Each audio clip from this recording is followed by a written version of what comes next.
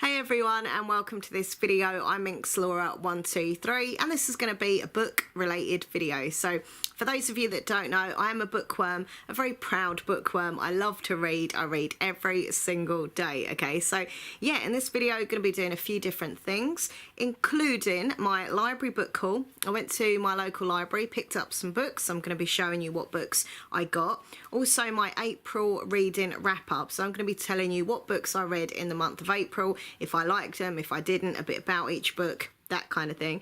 And if you carry on watching at the end of the video, there's some footage where my lovely fiance Nathan selects my TBR jar book. Okay, so yeah, hope you enjoy watching. If you do, please click like, please comment, and please subscribe to my channel. And don't forget to please smash that notification bell, and then you can see when I've uploaded new videos and also when I'm doing live streams.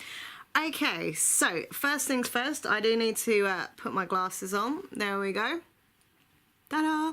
Alright, so I'm just going to go through these books as quick as I can. So yeah, these are all from the library. I've already got so many books that I own already that I really want to get round to reading, but I don't know what it is. I go to the library, I see them on the shelf, you know, I know they're free, and I'm like, Anyway, so I end up taking out library books, but I've got to stop it because I've got loads of books that I've, as I say, I own and I've not read yet, so bookworm problems, right?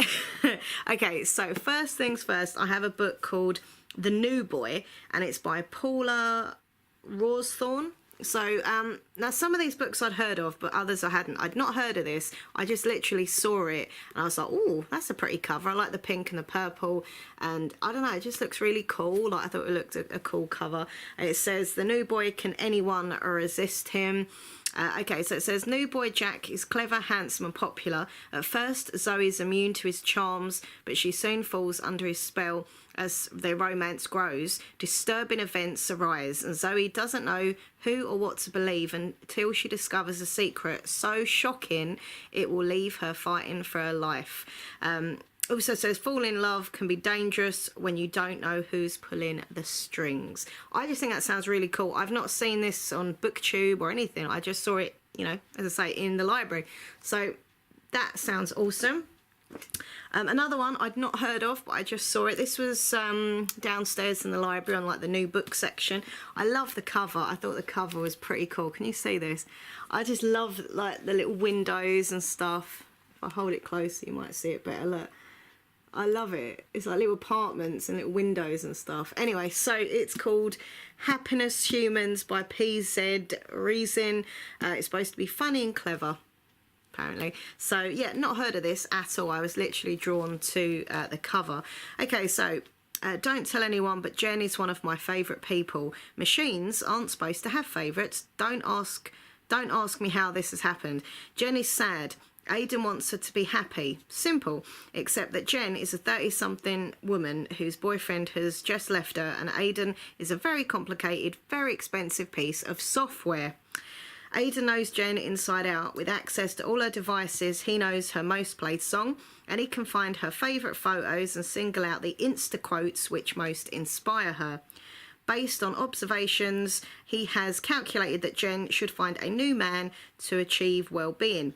And with the whole of the internet at his disposal, he doesn't have to look far to find a perfect specimen and engineer a meeting. Except Jen seems to be remarkably unwilling to fall into line with Aidan's flawless plan. Can an artificially intelligent machine discover emotional intelligence in time to fix Jen's life and find out what exactly makes human beings happy? Now, I think that sounds pretty cool, and I would watch a film of that. Like, if they had a film of that, I'd watch it. And I was like, oh. So yeah, I got that one. Right, actually, I'll put that one over there. Right, next one is Small Spaces. Now, this one I have heard about. It's been out a while, and a few of the booktubers that I watch have mentioned this one. They said it was quite good. So it is by Sarah Epstein, Small Spaces, and it says, Tash Comedy has been traumatised since childhood, where she witnessed her gruesome imaginary friend Sparrow lure young Mallory Fisher away from a carnival. At the time, nobody believed Tash, and she has since come to accept that Sparrow was not real. Now 15 and mute, Mallory's never spoken about the week that she went missing. As disturbing memories resurface, Tash starts to see Sparrow again, and she realises Mallory is the key to unlocking the truth about a dark secret connecting them. Does Sparrow exist after all, or is Tash more dangerous to others than she thinks? So I think that sounds pretty interesting, right? So it says on the front, in this nightmare, the one thing that is real is fear. Ooh. So there we go. Okay, so next one I want to show you. I like a few of these little quick reads. Can I just say, I like these kind of quick reads. And I also like stories that are told in verse. I'm quite into poetry and stuff. And I just, yeah, I really like these kind of quick reads, especially in verse and stuff. So this is one of these types of books. Now, this is by one of my favourite authors, Stephen Camden, Polar Bear. If you have not read a Stephen Camden book, honestly, I recommend him. He's a really great author. He's from England, and he's just a very talented young author, and he's really cool. Like, I've spoken to him on Twitter a few times. One of my favourite books that I read from him was called Tape, and that was just something else. Like, I love that. Anyway, so this is called Everything All at Once by Stephen Camden. And yeah, it's supposed to be like, it's, you know, like poetry and verse and things like that, all about being at school. There's not much information about it. Like, I did have to look this one up. Like, normally you'd kind of read the back, but there's not really much. It just says on the back it's about fitting in, finding friends, falling out, loving lessons, losing it, worrying, wearing it well, worshipping from afar. That didn't really give me much info, so I did look it up on Goodreads, and it's supposed to be all like about being in school and stuff. So I thought it sounded pretty cool. And poetry, as I say, I really enjoy like just poetry and stuff like that, and I think it's an interesting subject. Kind of makes me think of my school days and, you know, bad stuff I went through. Some good days at school, but mostly bad. And yeah, as I say, anything by Steve Camden I just wanted to read because I think he's an amazing author and a cool person. There we go. Okay, and I've got another a little quick read. So this is called The Disconnect by Karen David. There we go. So I was just drawn to the cover of this because obviously, you know, she's holding the phone, which is supposed to be a phone, and it's saying on the front, could you disconnect from your phone for 6 weeks? So this book is all about not being on a smartphone, you know, not using your smartphone all the time, because I think we're in a day and age now where we are, not all of us, but most of us are kind of dependent and obsessed with our mobile phones, you know. So this book says at the back, can you last 6 whole weeks without your phone? I couldn't, to be honest. Just put it out there, I couldn't do this. 6 weeks without sharing photos, without group messages, without being kept in the social media loop. So this entrepreneur has challenged Esther's year group at school to do just that, and the winners will walk away with £1,000. For Esther, whose dad and sister live thousands of miles away in New York, the prize might be her only chance to afford flights for a visit, but can she really stay disconnected long enough to win? I just think it sounds so interesting, so cool. It's only a little quick read, so yeah, got that. Could you keep away from your mobile phone for 6 weeks? Because honestly, I couldn't. I am obsessed with my phone, and I think there's good points about it. But I think there's bad points about it as well. So anyway, right, moving on. All right, so now and again, I do like a graphic novel. I'm not like an avid like fan of like graphic novels and comics and stuff, but now and again, I do fancy one if I'm drawn to it. I saw this, right, and I was like, oh my God, I have to get it. So it's called A Wrinkle in Time. It's the graphic novel version.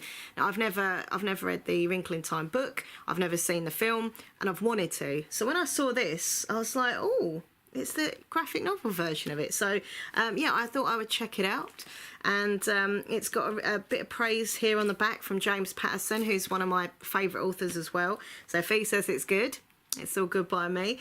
But yeah, it's got some really lovely artwork in it. And that's the other thing I like about graphic novels, obviously the story, but I love looking at artwork and stuff. Like, I literally stood there in the library and I saw that, and I don't know why, I just thought that looked really cool.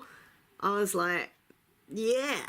So, you know, as much as I enjoy going through reading the story of it, you know, I love looking at the artwork and the detail of the pictures and the little speech bubbles when they're talking. I don't know, I like it. But yeah, so I just picked up that, and that is the graphic novel version of A Wrinkle in Time. All right, okay, so I'm going to try and hurry this up a bit because I don't want this video to be like 3 hours or anything. All right, next up, Beauty Sleep. This is by Catherine Evans. I got from the library the other day. This is going to be one of my next reads, actually. So, yeah, really hyper about this. This is Sleeping Beauty, which gets a kind of Black Mirror twist. It says, what would you give for the chance to live again? So it's a kind of futuristic, it's kind of taking that old kind of Sleeping Beauty story, but it's giving it a bit of a futuristic twist. And I love this cover. I just love it, like the pastel eye makeup and all the shiny pastel, and it looks really cool. I'm really excited to read this. Okay, so I'll quickly read the back of this one. Who am I? What am I? When am I? Laura can't remember who she is. Yay, her name's Laura. Like me. Anyway, but the rest of the world knows because Laura is famous, a dying girl who is frozen until she could be cured, a real-life Sleeping Beauty. But what happens when you wake up one day and the world has moved on 40 years? Could you build a new life while solving the mystery of what happened to the old one? This is supposed to be a dark, twisted thriller plunging a pre-tech girl into a futuristic world. I honestly think this is going to be brilliant. I have high hopes for this. Do not let me down, book. Do not let me down. Because sometimes I have really high hopes for a book and then I read it and I'm like, do you know what I mean? Anyway. Alright, so, got a few more over here. This is The Doll Maker by Nina Allen. I have shown these in a previous video, so I won't go into these too much because I have shown this one, but I haven't shown those two. But yeah, this is The Doll Maker, a love story about becoming real. Look at this cover; it's just so beautiful. I am a person who is drawn to book covers. You know, if I think a cover looks good, I'm likely to pick it up. You know. Okay, very quickly. So Stitch by Perfect Stitch. Andrew Garvey makes exquisite dolls in the finest antique style. Like him, they are diminutive but graceful, unique, and with surprising depth. Perhaps that's why he answers the personal ad in his collector's magazine. Letter by letter. Ugh, it's an insect. Go away. Sorry. It's like, ugh. Letter by letter, Bramble Winter reveals more of her strange, sheltered life in an institution on Bodmin Moor and the terrible events that put her there as a child. Andrew knows what it is like to be trapped, and as they grow closer, he weaves a curious plan to rescue her. On his journey through the old towns of England, he reads the fairy tales of Ewa Chaplin, stories which, like her lifelike dolls, pluck at the edge of reality and thread their way into his mind. When Andrew and Bramble meet at last, they will have a choice: to remain alone with their painful pasts, or to break free and, unlike their dolls, come to life. I hope this is going to be good. I've got this kind of feeling that it might be either really, really good or just like, I'm not sure. But that cover, whatever it is just gorgeous. So we'll find out. All right, last two I want to show you. First one is The King's Witch by Tracy Borman. I've heard so many good things about this one. I did actually nearly buy it a little while ago, but I thought, nah, the library are bound to have it and it's going to be free. And there it was in the library on the display case. I was like, yep. I'll take that.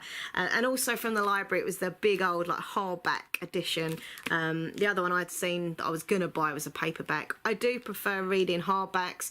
Let me know, viewers, by the way, if you're a bookworm like me, do you prefer paperback or hardback?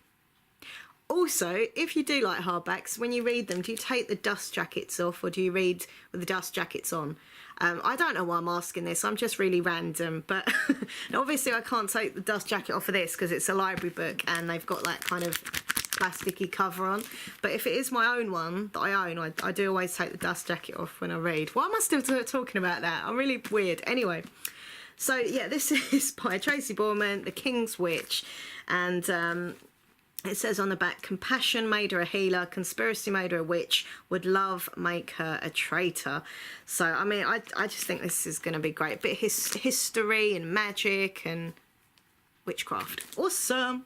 Okay, and the last one. Now, I'm so happy I've got this. I must read this within the next week or so. I tell you what, this has been a book that's been on my radar for a long time. It's called Old Baggage by Lisa Evans. What do you do next after you've changed the world? Now, I'm really into reading about the suffragettes and things. I've read quite a few different stories and things based on it. The last one I read that was suffragette based was called Things a Bright Girl Can Do. If you've not read that and you're into stories of that nature, honestly, check it out. It's a really powerful but fun book as well. It's brilliant. But anyway, Old Baggage is about this girl, or lady now, but when she was younger she was in the suffragettes, and now she's older and she kind of feels like, well, you know, I did all that then, you know, what now? You know, what am I supposed to do now? So she wants to get her passion back. Let me just read this to you. It's probably easier, isn't it?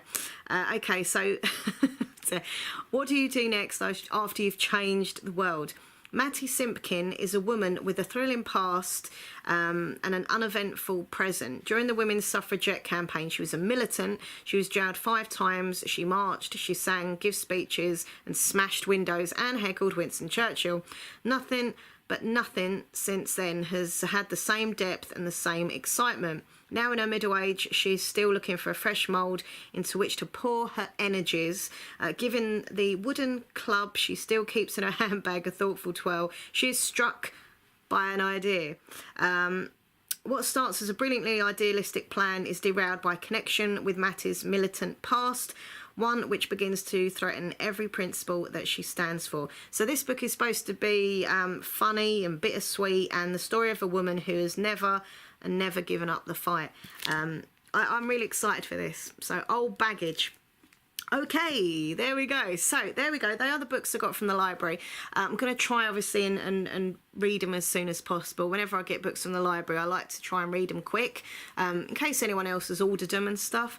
Because I know what it's like. I know when I've ordered a book and I'm just like waiting around for it. It's like, you know. So I always try and read them fast. But I've got some of my own books and I'm like, what do I read first? I don't know.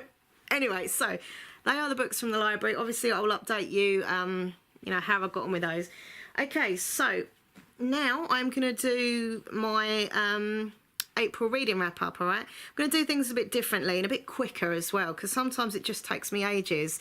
And as you can probably tell, I'm a bit of a rambler, and I waffle on, I ramble on, and I'm... So I'm just going to go through, I've got my Goodreads here, and I'm just literally going to go through the books I read, what stars out of 5 I give. I'll read a little bit about them, but what I'll do, in the description box down below, I'll put the links to each of the books that I read, that I mention, you know, in April, and then you can look them up properly in more depth yourself, okay? Also I want to do, very quickly, I will do this now before the reading wrap up actually. I received some lovely gifts from one of my viewers. She's absolutely adorable.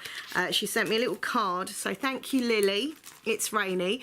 She sent me a beautiful little card here, a little dream catcher on, and she wrote some really lovely words. It was really, like, really made me smile and emotional. So thank you for the lovely card and the lovely words, Lily. I've already shown these on a live stream, but I did say I would show them in this video because they are book related, okay? So she has made me, oh my god, you're gonna love this. I love this. She has made me some book themed necklaces. Can you see that? Honestly, this made me so emotional and so happy. I was like, oh my god. Yeah, so you've got this one here, which is Cassandra Clare's City of Bones. So look, she's made like a little mini book. How cool is that? It's even got like the little pages in and stuff. So yeah, you know that I love Mortal Instruments. If you don't know, you know now, right? I love the Mortal Instruments series. My favourite book series of all time. So that's that one. Thank you so much. And this one, oh my god, anyway, I'm in love with this necklace. It's the Night Circus necklace. How cool is that? This is my favourite book of all time. People say to me quite often, actually, you know, what's your favourite book of all time? And I always say Erin Morgenstern, The Night Circus, because that book turned me into a bookworm again. I was a bookworm when I was a kid, then for many years I just didn't read or anything. And then I read The Night Circus, and I can't describe it, but it kind of gave me this, like, awakening. Like, I wanted to be a bookworm and just read and discover that emotion you get from books and that feeling. And anyway, I'm getting all deep and emotional, but what I'm saying is The Night Circus was such a big thing for me, and it really got me into reading again. And as an actual book, it is magical. I've read it twice, and I probably would read it again and again, you know, in the future. So I love this. This is so adorable and so personal to me. And thank you so much. You're very, very sweet. Thank you so much for the card and the gifts. Bless you. I have the best viewers ever.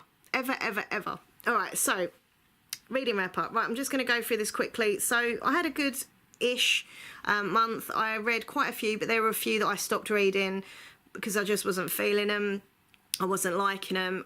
Let me know, by the way, if you're watching this video, when you start a book and you're really not feeling it, you're not enjoying it, do you carry on reading regardless, or do you just stop? I used to try and carry on reading it, but then I used to think, I've got so many good books that I could be reading, or possibly good books. Why am I wasting my time on something I'm just not feeling, I'm not enjoying? So now I tend to just DNF it, you know, I just stop reading it. So there are a few of those, but there were a few standout amazing books, okay? So as I say, I will put the links down below to all of the books that I'm going to now mention, so you can have a proper look up, all right? But so first of all, the first book I read in April was Convenience Store Woman by Sayaka Murata. So if I show you this is my Goodreads, by the way. If you want to come and follow me on Goodreads, that would be absolutely awesome. I know a few of you do already, so thank you for that. I do follow people back on Goodreads, obviously. So yeah, the link to my Goodreads page is down below. But yeah, so I can show you actually what it looks like. That's the cover of the book. This is another cool thing about doing it this way. I can actually show you the pictures of the book. So, yeah, overall, people gave this book like 3.7. You know, it was nearly a 4 star. Well, yeah, just like nearly a 4 star. I just don't get it. I give it a 1. Look, hold on. There you go. I give it a 1 star. I did not like this book at all. It was just really weird. I don't get why it's so popular. Okay, so it says, I'll read the book description, right? This character called Kiko, she's always been a bit of a strange child. Parents always worried how she would get on in the real world. So she takes a job in this convenience store, and she's there for a while. And yeah, she just kind of gets into this life of, you know, the store is everything to her. It's all she ever thinks about. It's all she ever, you know, wants to be at work. And she's not married, you know, she's not in relationship or anything like that. And everyone's kind of, her family kind of pressuring her that she should be married by now and she should blah, blah, blah. But all she thinks about is this store. Like, she's obsessed with it. And she's just a bit of an odd character. And then she meets this other character. And I'm just reading through this and skimming it. I don't want to read it all over again. Anyway, she meets this other guy. He's just a bit weird as well. He's not very nice to her. But somehow they kind of have an agreement that he lives with her, and he's just really horrible and puts her down all the time. And she's just a bit different. And I just thought it was a very bizarre book. I couldn't stand it. There we go. It's not a very good description, but trust me, I don't know how that book got so many high ratings. But anyway, so that's Convenience Store Woman. Girl or woman? What was it? Woman. There we go. So anyway, next book I read, I give a 3 stars to, which is a bit better.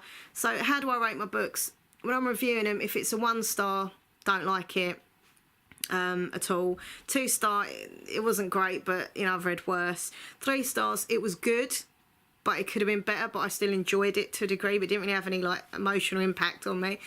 4 stars, it was really, really good, but not excellent, you know, and 5 stars is like, yeah, it's amazing. That's how I rate books anyway. Yeah, so the next one I give 3 stars to was Vox by Christina Doucher. This has been quite a hyped up book. I'd wanted to read it for ages, and sorry, when I put my phone in front of the screen it goes a bit whoa. But yeah, Vox, very interesting book. So set in America, where half the population has been silenced, is the harrowing, unforgettable story of what one woman will do to protect herself and her daughter. So it's set in the future where women are only, I've got to remember this now because I read it a while ago, but yeah, women can only speak a certain amount of words a day, and if they don't, they have like these electronic like bolts go through them if they go over the limit of speech, and they're very kind of treated bad. Men are like in control of everything, and women can't hold down jobs, girls are no longer taught to read or write, females no longer have a voice. but this is not the end. For herself, her daughter, and every woman silenced, Jean will reclaim her voice. This was a very interesting book. I really did enjoy it. As I say, I'll give it a 3 because I think it could have been better, but it was an interesting concept, and I just thought, yeah, it was definitely enjoyable, and it was, you know, it's thought-provoking, and it's kind of scary, you know, how women are treated. Obviously, we've come along in life than what we used to be, but you always worry that it could happen again, that women could be, you know, put down and not, you know, given that freedom of speech and chance to achieve stuff. Anyway, this was supposed to be quicker than normal, and I'm just rambling on even more than normal. Sorry. Have a cup of tea, yeah? Press pause, go and get a, you know, a cup of tea, cup of coffee, come back and watch it. Hey, welcome back. All right, next book I read was The Truth About Keeping Secrets by Savannah Brown. And I really like this book. This was really good. I really enjoyed this one. That's the cover. That's what it looks like. It was a YA thriller. I do love my thrillers. Whenever I read thrillers, I feel like I'm, you know, Detective Minx. So yeah, this was a YA thriller. I gave this a 4 out of stars. Yeah? 4 out of 5 stars. That's a good rating. It was a good book. The only reason I didn't give it a 5, there was parts of the book where I thought, oh, I know what's going to happen. So I did find a little bit of the book quite predictable. There were definitely lots of twists and turns, but for me, I just found it a little bit predictable. Otherwise, it would have got a 5. Okay, Sydney's dad is the only psychiatrist for miles around their small Ohio town. He's also unexpectedly dead. Is Sydney crazy, or is it kind of weird that a dad, a guy whose entire job revolved around people's secrets, crashed alone with no explanation? And why is June Copeland, homecoming queen and the town's golden child, at his funeral? As the two girls grow closer in the wake of the accident, it's clear that not everyone is happy about their new friendship. But what is picture perfect June still hiding? And does Sydney even want to know the truth? Yeah, it was good. I did think it was going to have more of a kind of what's the word, like I don't want to give too much away. I thought it'd be more paranormal twist, all right, but it's not. So anyway, but it was really good. I did like it. Next book I read was The Princess and the Fangirl by Ashley Poston, Once Upon a Con #2. So this is the same author that done Guy Corella. I freaking loved Guy Corella. I thought Guy Corella was absolutely brilliant. I give this book a 4-star rating.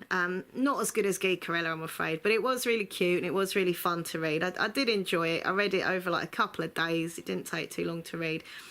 Prince and the Pauper gets a modern makeover in this adorable, witty and heartwarming book set in the Guy Corella universe. So yeah, I'm not going to go, I can't keep reading the whole thing, otherwise I'm taking ages. But if you like Guy Corella, check that out. It's very cute. Just, you know, a bit of cosplay, a bit of romance, bit of everything. It's just cute. It was cute. All right, next up was an audiobook that I had. Now, how do you feel about audiobooks? Because when I try these audiobooks, right, and all I do is just fall asleep. It don't matter how good the story is. I don't know, I just find it relaxing to listen to someone talking, and, you know, I fall asleep. I can't get into them. This one was Made You Up by Francesca Zappia. I've got another one of her books, actually, in my bookcase I haven't read yet. But yeah, it's a cool cover. I saw it and I was like, well, you know, it's a free audio. I'll give it a listen. I'd give it a 2 stars, but I want to just say it's not that the book was bad. It dealt with like schizophrenia and stuff like that, and different like personalities and stuff, and the main character seemed quite sweet. There was a bit of romance involved, and I don't know what it was. I just think it was because it was an audiobook. Possibly if I would have read it as a book, I might have given it a higher score, but I got like a few hours in and I just lost interest in it as well. I wasn't really interested, didn't really care what happened to the characters, and so yeah, but as I say, it might have been different if I read it as a book. Now the next book, OMG, this is amazing. You need to check this book out, please. If you check one book out, check this one out. Right, The 7 Husbands of Evelyn Hugo by Taylor Jenkins Reid. This book is amazing. That's the cover. There she is in her green dress. Oh, I can't even begin to explain how much I love this book. This book gave me the chills. Everything about it was just amazing. So it's about this character. called Evelyn Hugo. She was basically she's an aging, reclusive Hollywood movie star. She's finally telling the truth about her history and her life and her glamorous and scandalous life that she's led, and she chooses an unknown magazine reporter, Monique Grant, for the job. And Monique's kind of like, why me, you know, I'm not anything special, you could have told your story to any journalist, you know. Anyway, as you go along you realise why. Okay, there is a connection there. So yeah, she just basically goes throughout the story saying about her life and stuff that happened, and then twists and turns come out and you find out the connection. And oh my god, it was just amazing. It really felt real. Like when I got to the end of the book I had tears in my eyes because it was just so real and so, I don't know, it just felt so brilliant and emotionally and well wrote. And I actually believe that Evelyn Hugo was a real person. Like I was like, no, it's not made up, it's not fiction, it's real. She's definitely a real person. Absolutely amazing. 5 stars for that. You need to check it out. Next book, Cassandra Clare. You know I love my Cassandra Clare. And this is a book she co-wrote with Wesley Chu. It's called The Red Scrolls of Magic. And it's a new, I think it's either a duology or a trilogy. I can't remember. It might be a trilogy. The Eldest Curses #1.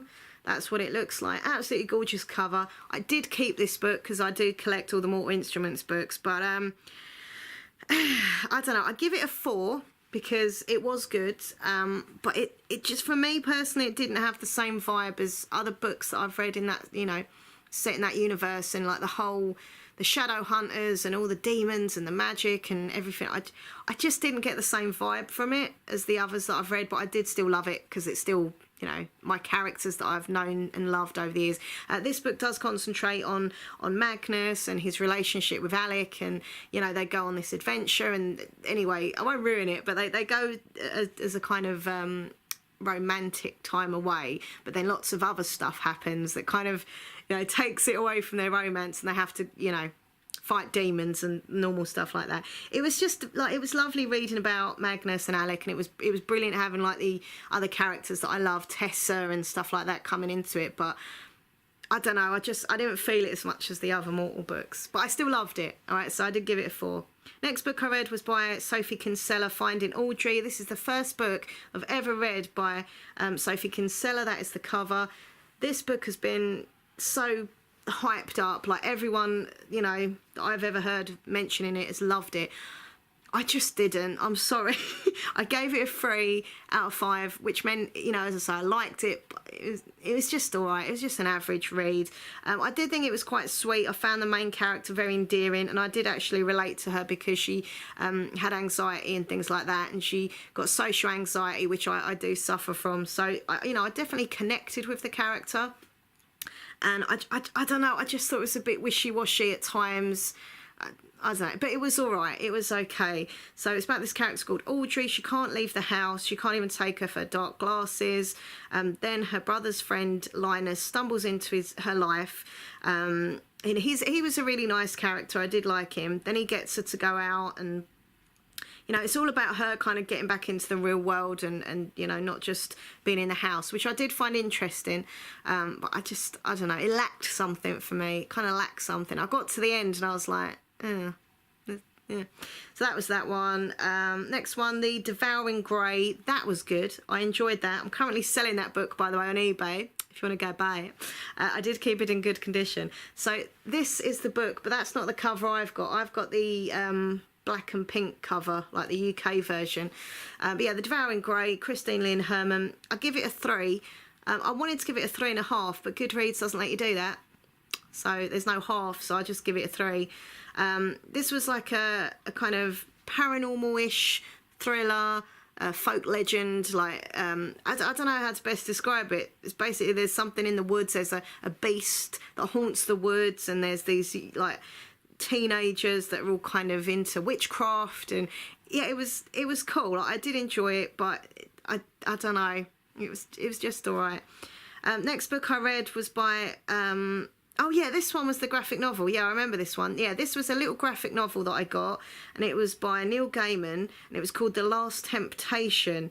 And yeah, this was pretty cool. This was one, oh, what's his name? Alice Cooper. This is the cover. So I didn't know this was by Alice Cooper, But apparently Neil Gaiman and Alice Cooper got together and wrote this and designed the pictures and stuff. And yeah, it was really cool actually. It was about this boy who was having all these like horrible dreams, and he's like, afraid of everything. And then Alice Cooper's character is this kind of showman, and he takes him to this weird like theatre, and there's all like creepy stuff that happens, and the creepy stuff goes from his dreams into like reality, and it was all right. It was weird and spooky. I'd give it a 4. It was pretty cool for a graphic novel. I really did like get into it. It was a very good story, and I think my only thing was I'd have preferred it as a book. I think if that would have been a book, that would have been awesome. But it was cool to see like the graphics of it. Anyway, so that's that one. 4 out of 5 for that, I give. Next book I read was The Mystery of Three Quarters by Sophie Hannah. So I've read a few books by Sophie Hannah before. She's a great author. And she does the new, I can't say this word, Poirot, Agatha Christie, the new Poirot. And this is number 3. Yeah, this one was okay. Like, the only thing I'd say about this, I used to watch lots of, like, you know, murder mysteries on television and stuff and loved them. But the only thing I'd say about this one, like, for the first few chapters, it was from Poirot, whatever, his point of view. And then I was enjoying that. And then, like, a few chapters in, it suddenly changed, and it all come from the point of view of the police officer, like the inspector that he was working with. I don't know, it just kind of mixed me up because I was getting in the mind of Poirot, and then I had to go into this other character, and I was like, oh, don't like him as much as him. But, you know, it was an okay murder mystery.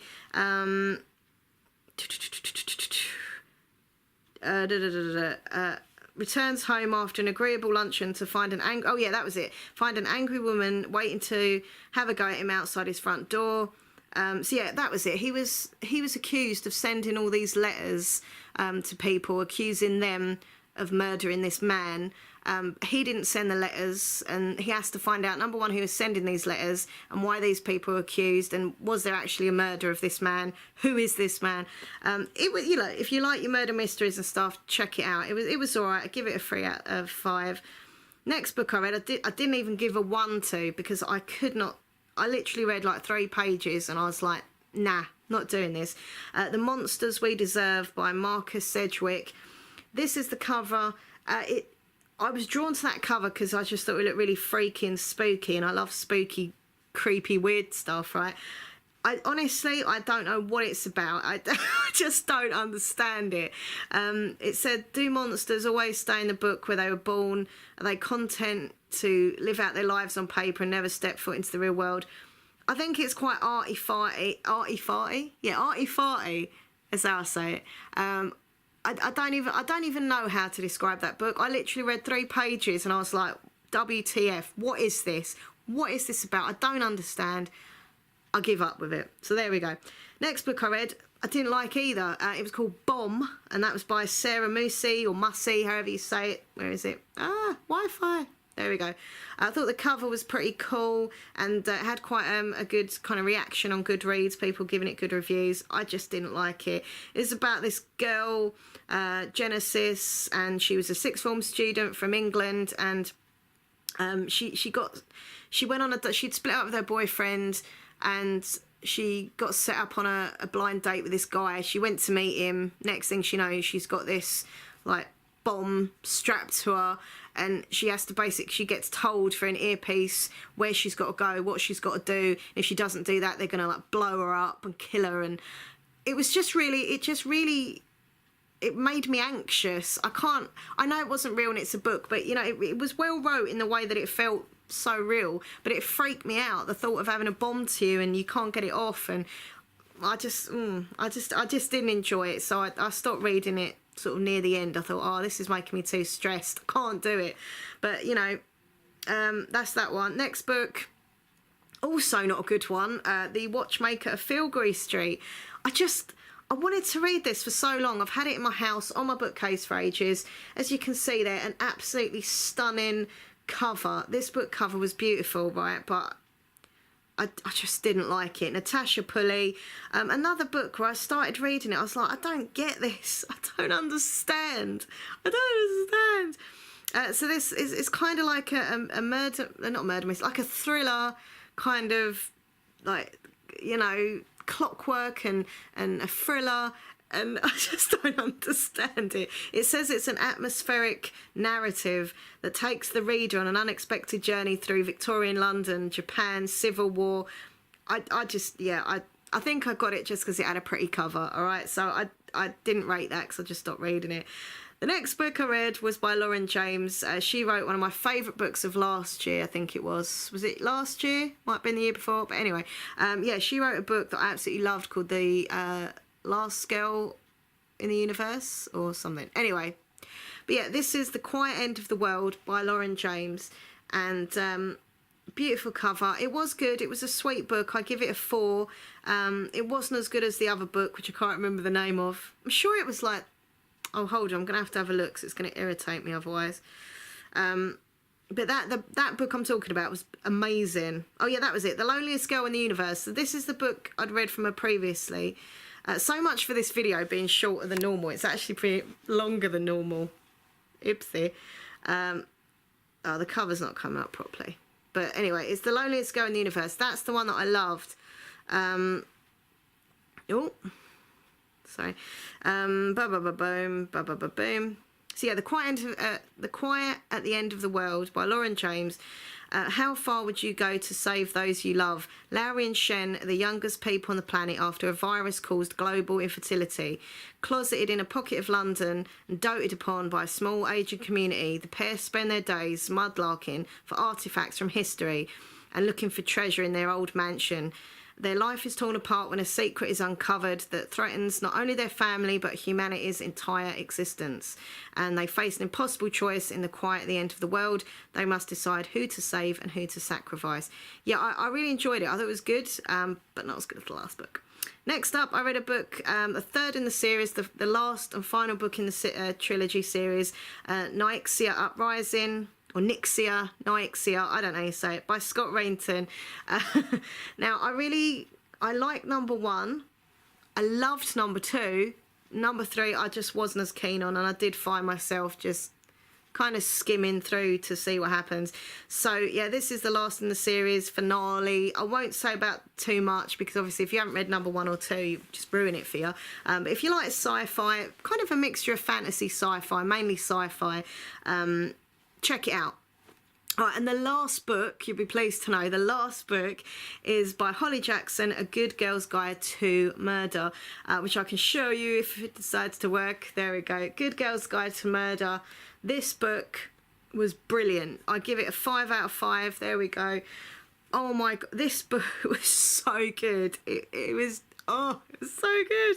So, one second. Okay, so the case is closed. 5 years ago, schoolgirl Andy Bell was murdered by Sal Singh. The police know he did it. Everyone in town knows he did it. But having grown up in the same small town, Pippa Fitz Moby isn't so sure. And when she chooses the case as the topic for a final year project, she starts to uncover secrets that someone in town desperately wants to stay hidden. And if the real killer is still out there, how far will they go to keep Pip from the truth? So this is this author's debut YA crime thriller, and it says here, you know, quite similar to One of Us is Lying. I would agree. If you like One of Us is Lying, which was a big book, you'll love this. This book was so good. It was so different than any other thriller I'd read, and I read a lot of thrillers. It kind of felt like the author was in my head. As I was trying to work out, oh, this is that person, I bet that's happened, it would then be, I think this has happened. Like the character was thinking the same point I was thinking. And there was just like little, because this girl was doing it for like a school project and stuff, there was like little like notes that she'd wrote and maps and things of like where the murder took place. Anyway, you need to check it out. It's brilliant, absolutely brilliant. I loved it. So there we go. So now you want to know what my book of the month. There is two. I really, really loved A Good Girl's Guide to Murder. I definitely have to say that. Give it a 5-star. But I think overall, just for the way that it gave me such emotion and such feeling, and I loved it.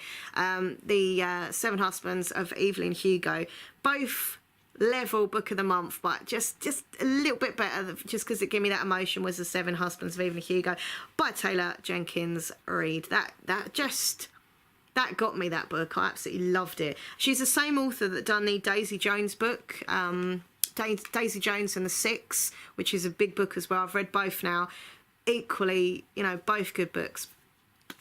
Anyway, wowza, there's me. Yeah, I'm just going to make this video a bit shorter. No, it's actually longer than normal. But anyway, I hope you've enjoyed it. Anyway, if you're a fellow bookworm, hope you've enjoyed it. Okay, there's one book I want to show you that I have got from eBay. I've been really good with my spending. I used to buy loads of books, but because of work situation and money situation, I haven't been buying hardly any books. So I'm very proud of myself. I've just been reading books I already own, or, you know, I've been getting them, as you can see, from the library because they're free. But anyway, I had to get this book. I had to get it because...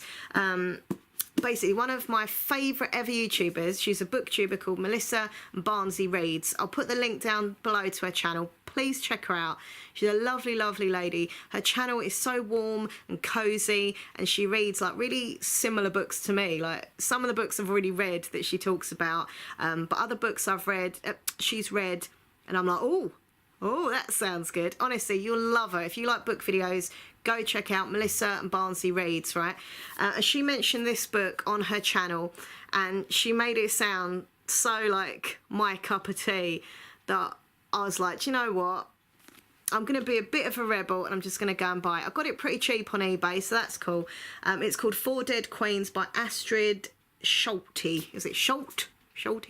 And yeah, this is about 4 queens. It says 1 big lie, 2 forbidden romances, and 3 days to catch a killer. Yeah, I won't read all the back to you, but yeah, it's kind of fantasy and the queens and the fantasy. There's a bit of magic, and I just think it sounds brilliant. So Melissa Barnesy Reads, yeah, Melissa Barnesy Reads, you sold this to me. 'Cause of you, I got this one. Anyway, right, that is the end of the video. No, it's not. No, it's not. Carry on watching for, I think it's just like a minute of when Nathan, my lovely fiance, chooses my TBR jar selection. So if you don't know what the TBR jar selection is, I have this jar in my bedroom, and it's basically got lots of pieces of paper in it, and on those pieces of paper there's names of books that I own and I've not yet read. Now I don't include series, only standalones, and then once a month Nathan delves in and he picks one out for me, and that is my TBR jar selection. Now sometimes they're good, sometimes not so good, and that's not Nathan's fault because originally I bought them books, so it's my fault. But yeah, it's really fun. It's just, yeah, carry on watching for the TBR jar selection.